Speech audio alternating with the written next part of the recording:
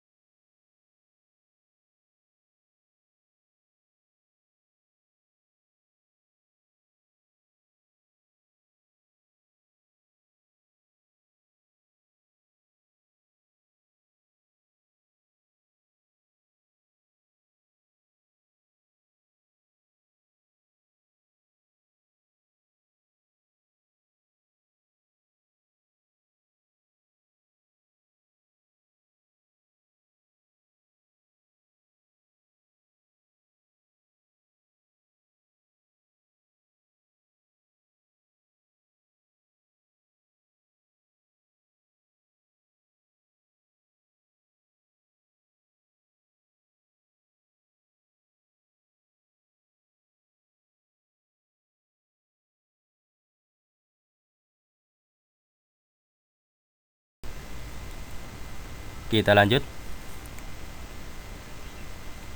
Nah, nomor 8 ini soalnya panjang ya, bacaannya panjang.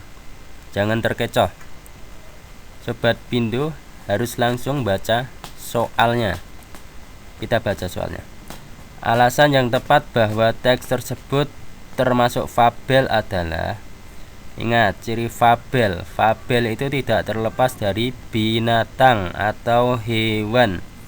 Jadi dari pilihan saja tanpa membaca teksnya kita bisa menjawab ya. Kita cari ciri khususnya tadi, yaitu jawabannya ialah C. Tokoh-tokohnya merupakan binatang. Lanjut. Nomor 9 sama nomor 10. Langsung saja kita abaikan bacaan fabelnya. Langsung baca soal nomor 9 dan 10. Tahapan komplikasi pada kutipan fabel tersebut ditandai nomor. Nah, kita ingat komplikasi itu apa? Komplikasi itu muncul permasalahan. Jadi ada sebabnya, ada akibatnya. Kalau di teks fabel biasanya nomor 1 itu berupa orientasi. Pokoknya kalau 4 paragraf ya, itu paragraf pertama itu biasanya orientasi. Kemudian paragraf terakhir itu biasanya koda. Koda itu akhir cerita ya. Jadi kalau kita cermati komplikasi, di sini jawabannya ialah nomor 2. Ya, di sini kan sang singa menjadi terbangun dan dengan sangat marah menanggap makhluk kecil itu dengan cakarnya yang sangat besar. Ampuni saya, kata sang tikus. Tolong lepaskan saya dan suatu saat nanti saya akan membalas kebaikanmu. Nah, di sini kan ada permasalahan bahwasanya tikus ditangkap oleh sang singa. Ini termasuk komplikasi ya, pada nomor 2.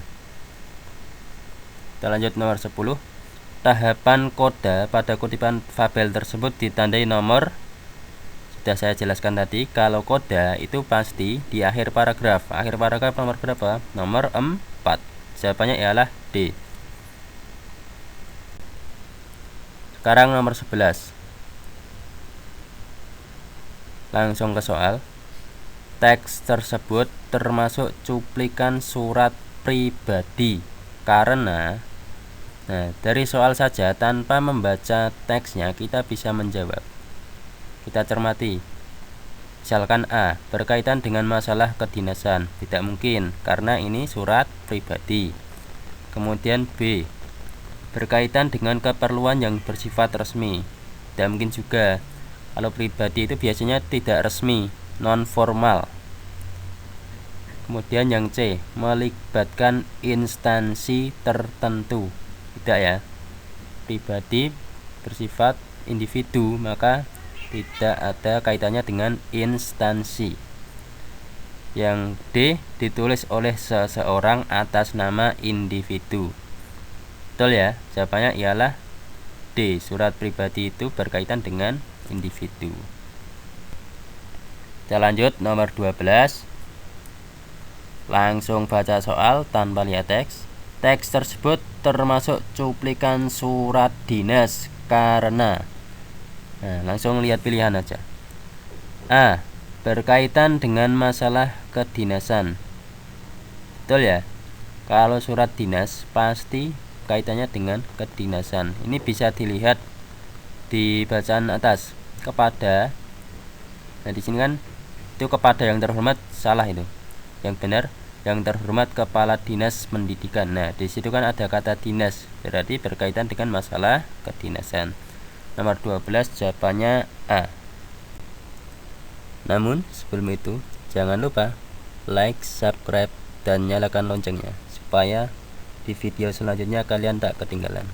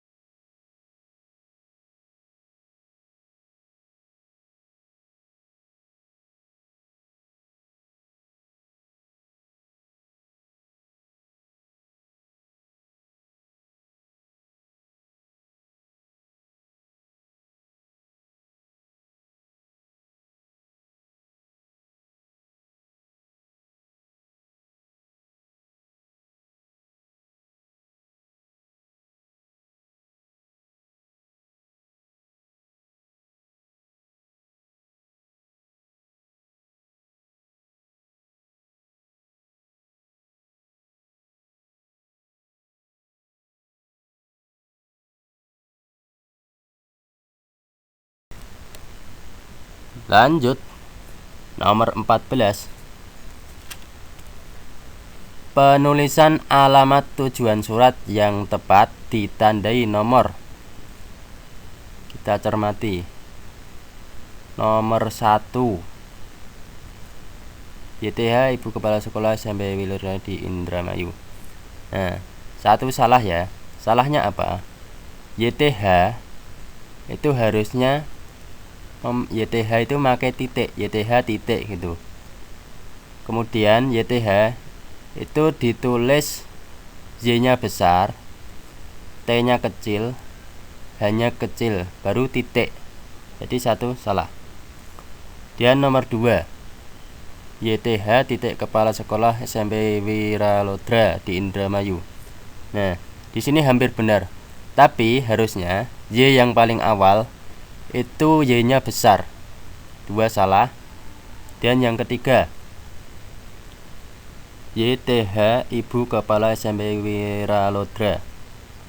3 juga salah, karena setelah YTH harusnya ada titik. Yang keempat, YTH titik Kepala SMP Wiralodra di Indramayu. Benar ya? Di sini diawali dengan huruf besar, kemudian setelah YTH ditandai dengan titik. Lanjut, berarti nomor 14, penulisan alamat tujuan surat yang tepat ditandai nomor 4. Jawabannya D. Lanjut, nomor 15.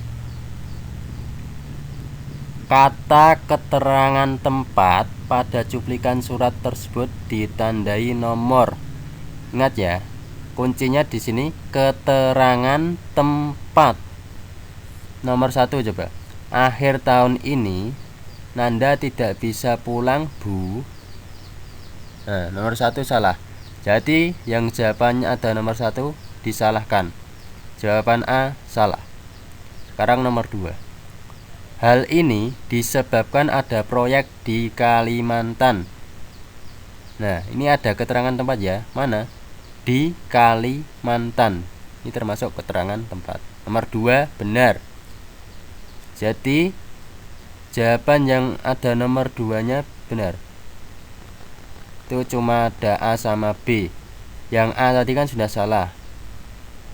Nah, B otomatis benar ya. Kita abaikan pilihan C sama D. Kita buktikan. Kan B 2 dan 3. Nomor 3. Nanda mohon maaf tidak bisa menemani ibu pergi berlibur ke rumah nenek di Sukabumi. Nah, tempat juga kan di Sukabumi. Di jawaban B benar ya. Kalau sudah ketemu B, pilihan lainnya diabaikan. Sekarang nomor 11. Langsung ke soal. Teks tersebut termasuk cuplikan surat pribadi karena dari soal saja tanpa membaca teksnya kita bisa menjawab. Kita cermati. Misalkan A, berkaitan dengan masalah kedinasan. Tidak mungkin karena ini surat pribadi. Kemudian B, berkaitan dengan keperluan yang bersifat resmi. Tidak mungkin juga. Kalau pribadi itu biasanya tidak resmi, non formal. Kemudian yang C, melibatkan instansi tertentu. Tidak ya. Pribadi bersifat individu, maka tidak ada kaitannya dengan instansi. Yang D, ditulis oleh seseorang atas nama individu. Betul ya? Jawabannya ialah D, surat pribadi itu berkaitan dengan individu.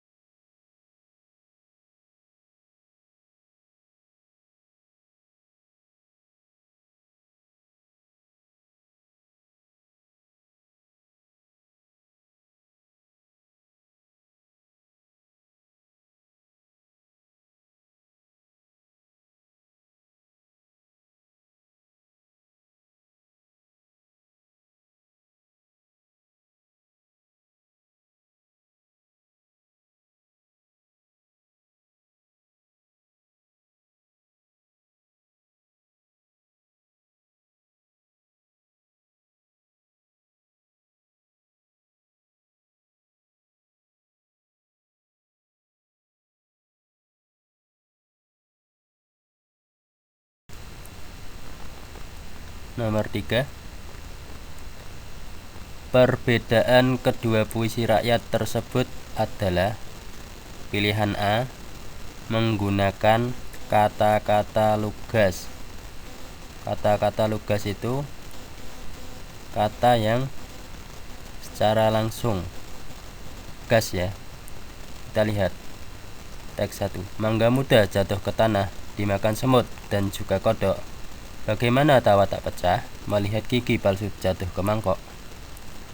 Nah, di situ kan itu termasuk pantun ya. Jadi menggunakan kata-kata tidak lugas di situ. Jawaban A salah. Langsung lanjut pilihan B. Terdapat sampiran dan isi. Teks 1 kalau pantun, dengan pantun benar ya berarti ya, terdapat sampiran dan isi.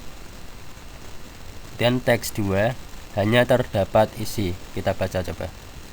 Janganlah engkau berbuat maksiat, janganlah engkau berbuat jahat, segeralah engkau bertobat agar selamat dunia akhirat. Betul ya? Jadi dari baris 1, 2, 3, 4 teks 2 merupakan isi. Jadi nggak ada sampiran sama isi. Jawabannya berarti nomor 3 B.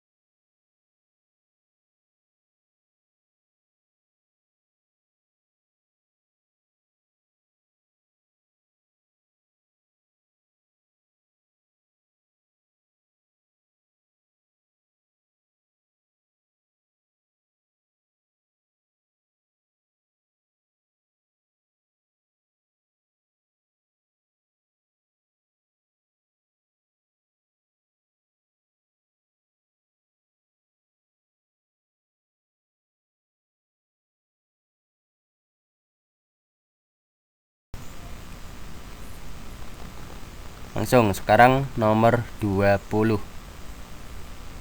Hal yang dibahas dalam kutipan teks di atas adalah keunggulan buku.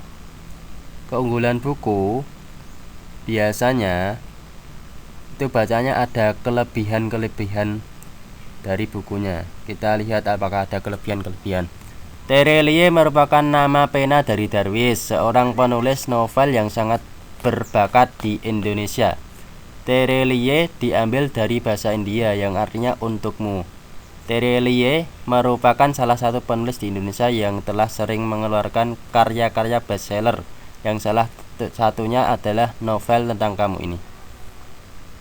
Nah, dari yang saya baca tadi tidak ada keunggulan buku ya.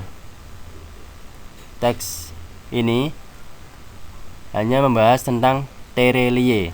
Jadi Terelie itu siapa? Penulis, berarti ke pengarangan. Jawaban yang benar nomor 20 yaitu B, ke pengarangan. Sampai di sini dulu latihan soal PAT Bahasa Indonesia kelas 7. Mudah-mudahan Sobat Bindo semuanya bisa lancar dan sukses mengerjakan soal PAT Bahasa Indonesia. Cukup sekian. Wassalamualaikum warahmatullahi wabarakatuh.